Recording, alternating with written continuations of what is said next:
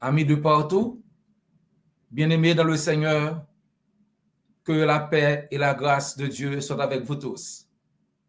Merci également de vous abonner à notre chaîne. Merci. Merci de commenter, de liker, de partager le message sur n'importe quelle plateforme que vous écoutez. Si vous ne l'avez pas encore fait, n'oubliez pas de vous abonner. Activez votre notification afin de recevoir des notifications chaque fois que nous postons une vidéo. This Bible study is also available in English and Creole on our channel. If you'd like to listen in a different language, please go to the channel and pick the language you'd like to listen to. Cette étude biblique est également disponible en anglais et en français et en créole sur notre chaîne. Si vous souhaitez écouter dans une autre langue, rendez-vous sur la chaîne et choisissez la langue que vous souhaitez écouter. Étude biblique ça disponible tout en anglais à créole sur channel là. Si vous avez écouté dans une autre langue, tant pour y aller sur channel là et puis choisir langue où tu as écouter. Que le Seigneur bénisse notre étude. Dans Psaume 1er, versets 1 et 2, la Bible dit: Heureux l'homme qui ne marche pas selon le conseil des méchants, qui ne s'arrête pas sur la voie des pécheurs, et qui ne s'assied pas en compagnie des moqueurs, mais qui trouve son plaisir dans la loi de l'Éternel et qui la médite jour et nuit. Heureux l'homme qui ne marche pas selon le conseil des méchants. Mais comment pouvons-nous distinguer la voie des méchants de celle des justes? Proverbe 12, verset 5 dit que les projets des justes sont orientés vers ce qui est droit, alors que les méchants ne songent qu'à tromper. Les projets des justes sont orientés vers ce qui est droit, alors que les méchants ne songent qu'à tromper. Alors que nous cherchons à plaire Dieu,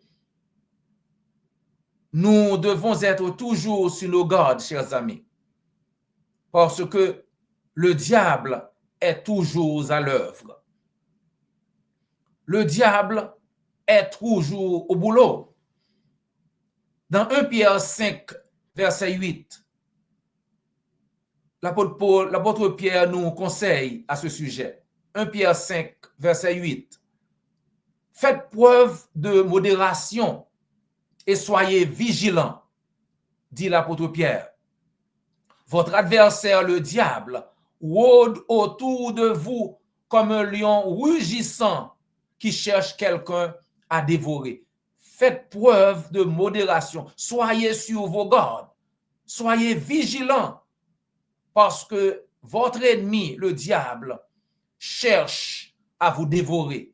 1 Pierre 5, verset 8. Le diable est très méchant et il est toujours prêt à donner de mauvais conseils, chers amis. Donc, c'est mieux de chercher à reconnaître la voix du diable afin de ne pas suivre ce que dit le diable. L'une des choses essentielles à retenir est le fait que la voix du diable n'est pas facilement reconnaissable. Le diable est si malin qu'il utilise souvent des personnes que vous aimez et respectez pour essayer de vous atteindre. Et malheureusement, les individus utilisés par le diable sont rarement conscients du fait qu'ils sont en réalité utilisés par le diable pour accomplir sa volonté. Le diable peut tromper. C'est un trompeur. Regardons quelques exemples bibliques. L'épouse de Job, par exemple.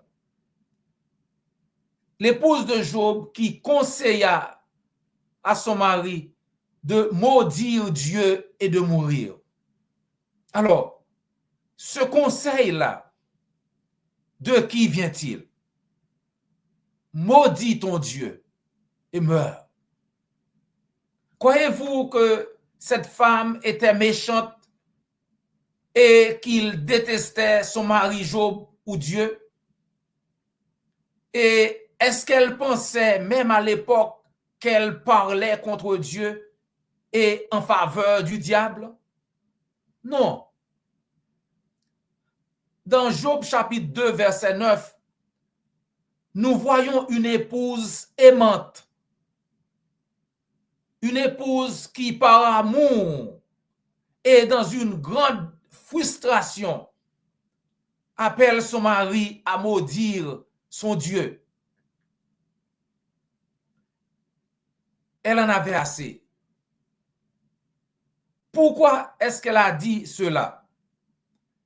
Beaucoup de gens pensent qu'il s'agissait d'une vision païenne, car il n'était pas rare que les païens maudissent leur Dieu petit d si ceci leur faisait défaut.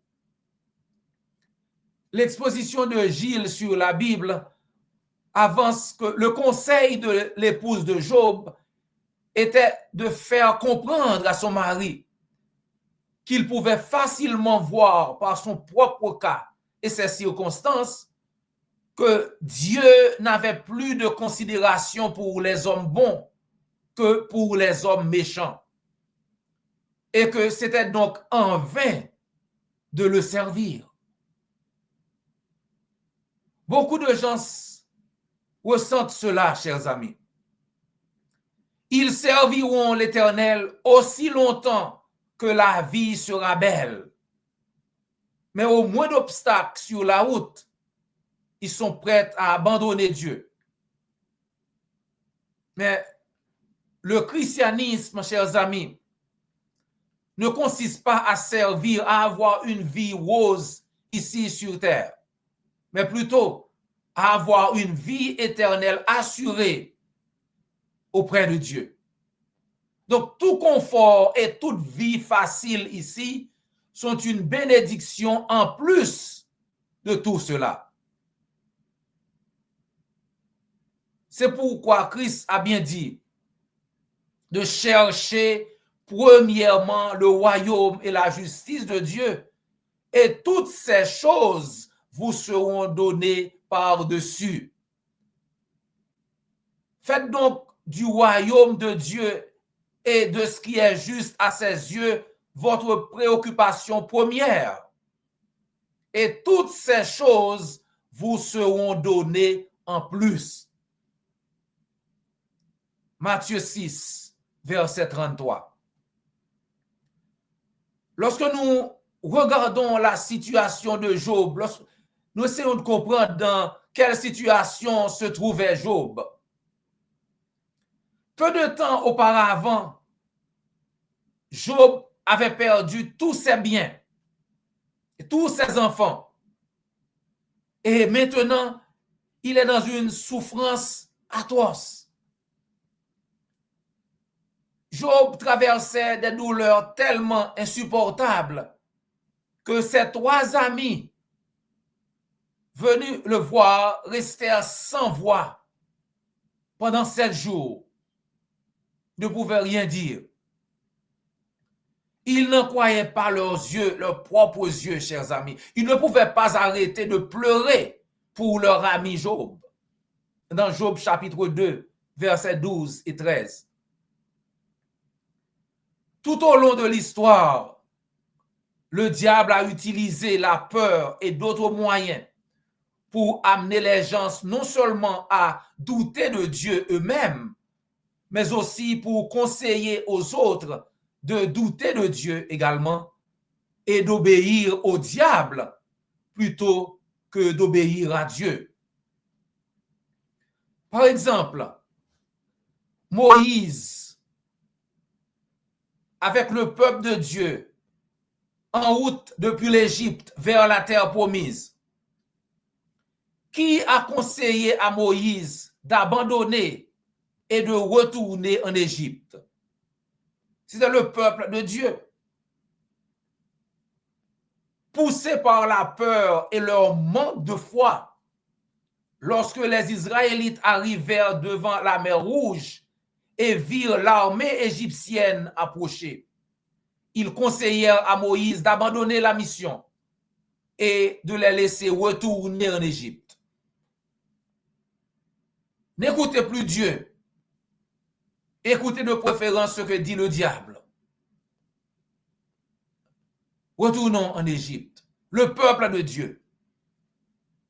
Ils dirent à Moïse, est-ce parce qu'il n'y a pas de tombeau en Égypte que tu nous as amenés pour mourir dans le désert? Que nous as-tu fait en nous faisant sortir d'Égypte? N'est-ce pas ce que nous avons dit en Égypte? Laissez-nous tranquilles et nous servirons les Égyptiens. Car il eût été préférable pour nous de servir les Égyptiens plutôt que de mourir dans le désert. Il eût été préférable pour nous de servir les Égyptiens plutôt que de mourir dans le désert. Exode 14, versets 11 et 12. Le peuple de Dieu conseille à Moïse d'abandonner la mission divine. Le diable, à travers le peuple, veut faire échec au plan de Dieu, chers amis. Shadrach, Meshach et Abednego, dans Daniel chapitre 3, la fournaise ardente. Dans Daniel chapitre 3, verset 13, alors Nabuchodonosor, irrité et furieux, donna l'ordre qu'on amena Shadrach, Meshach et Abednego parce que il ne voulait pas adorer la statue du roi. Et ces hommes furent amenés devant le roi. Et il leur dit, si vous n'adorez pas, vous serez immédiatement jetés dans une fournaise ardente. Et quel est le Dieu qui te délivrera de mes mains? Le roi pense qu'il n'y a pas de Dieu. Dieu ne peut rien faire contre lui. Le diable, à travers Nebuchadnezzar, essaie de tromper, de faire peur à ces trois hommes pour qu'ils désobéissent à Dieu. C'est le plan du diable. Parler à travers Nebuchadnezzar, leur disant que ils ne pouvaient rien faire. Leur Dieu ne pourrait rien faire contre lui, le roi. Il avait tort, ce roi. Parfois, le diable lui-même parle. Non à travers quelqu'un, mais lui-même. C'est comme ça qu'il a parlé à notre Seigneur Jésus-Christ dans Matthieu chapitre 4, verset 3. Le tentateur s'étant approché, lui dit, si tu es fils de Dieu, il sait que Jésus-Christ est le fils de Dieu. Et Christ l'a dit à plusieurs reprises que lui, c'est le fils de Dieu. Vous l'entendez, Christ, il dit, si tu es fils de Dieu, ordonne que ces pierres deviennent des pains. Matthieu 4, verset 3. Si tu es le fils de Dieu, désobéis donc à Dieu. Et dans Matthieu chapitre 4, verset 6, le diable dit, si tu es fils de Dieu, jette-toi en bas. Car il est écrit, il donnera des ordres à ses anges à ton sujet et ils te porteront sur les mains de peur que ton pied ne heurte contre une pierre. Alors, désobéis à Dieu. C'est le conseil du diable. D'autres fois, le diable utilise d'autres personnes et d'autres moyens pour conseiller au Seigneur d'abandonner la mission divine. Parfois, le diable utilise des gens pour essayer d'atteindre Jésus. Dans Matthieu 27, verset 40, lorsque Christ était sur la croix, les gens disaient, toi qui détruis le temple et qui le rebâtit en 3 jours. Sauve-toi toi-même. Si tu es le Fils de Dieu, descends de la croix. Vous comprenez? Descends de la croix. Abandonne la mission divine. Si Christ descend de la croix, qu'est-ce qui arrive? Plus de salut. Le plan salut de Dieu aurait été échoué. Dans Matthieu chapitre 16, l'apôtre Pierre lui-même était utilisé par le diable pour essayer d'atteindre le Seigneur. Dans Matthieu chapitre 16, Pierre remporte une grande victoire, déclarant que Jésus est le Messie, le Fils de Dieu. Tu es le Messie, tu es le Christ, le Fils du Dieu vivant, déclare Pierre. Le Seigneur est très content de lui et lui donne le grand honneur d'être celui qui va ouvrir son église, son royaume. Matthieu 16, verset 18. Peu de temps après, les choses changent. Le diable maintenant pousse Pierre à s'opposer fortement à l'idée de notre Seigneur Jésus-Christ d'aller à la croix. Ne meurs pas. Ne va pas à la croix. Encore une fois, si Christ ne meurt pas, il n'y a pas de salut. Le diable maintenant utilise l'apôtre Pierre. En d'autres termes, oublie le plan de Dieu. Donc dans Matthieu chapitre 16, verset 22, Pierre le prit à part. Pierre prit le Seigneur à part et commença à le réprimander. Jamais, Seigneur, dit-il, cela ne vous arrivera jamais. Parce que Christ a dit qu'il allait mourir sur la croix. Pierre dit jamais. Ça n'arrivera jamais. Au verset 23, Christ se tourna et dit à Pierre, arrière de moi, Satan. Tu es un obstacle pour moi. Arrière de moi, Satan. C'est Satan qui parle à travers de toi. Tu es un obstacle pour moi, car tu ne penses pas aux choses de Dieu, mais aux choses des hommes. Dans Matthieu chapitre 16, verset 23, selon le Seigneur, qui parlait par l'intermédiaire de Pierre, c'était le diable en personne. Pensez-vous un instant que Pierre avait l'intention d'être la voix du diable?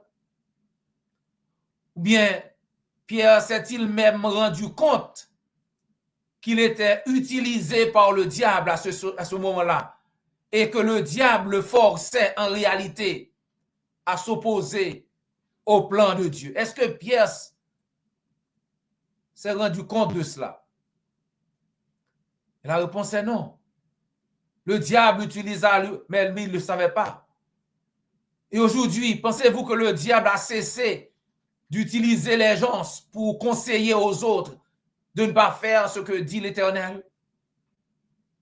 Non, le diable continue, chers amis. Donc, dans Éphésiens chapitre 6, versets 10 et 11, Éphésiens 6, versets 10 et 11, l'apôtre Paul nous conseille, au reste, fortifiez-vous dans le Seigneur et par sa force toute puissante. Revêtez-vous de toutes les armes de Dieu afin de pouvoir tenir ferme contre les ruses du diable. Le diable est rusé, chers amis.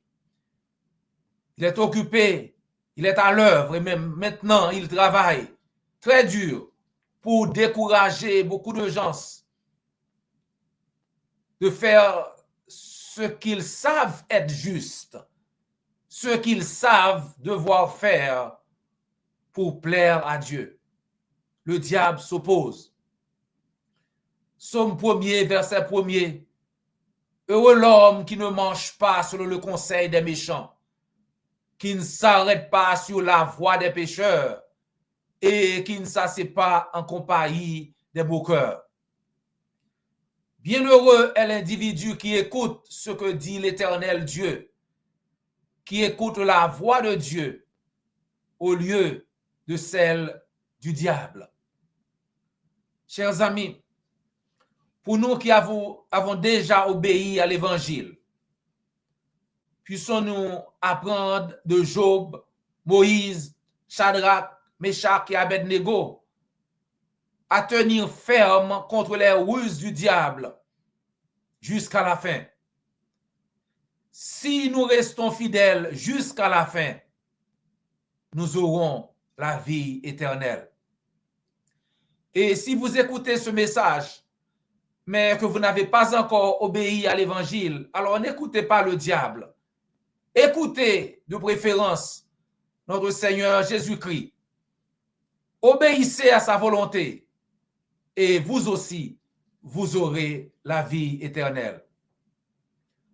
Dans Marc 16, verset 16, Jésus dit, « Celui qui croira et qui sera baptisé sera sauvé, mais celui qui ne croira pas sera condamné. » Si vous voulez obéir à l'évangile, faites-le nous savoir.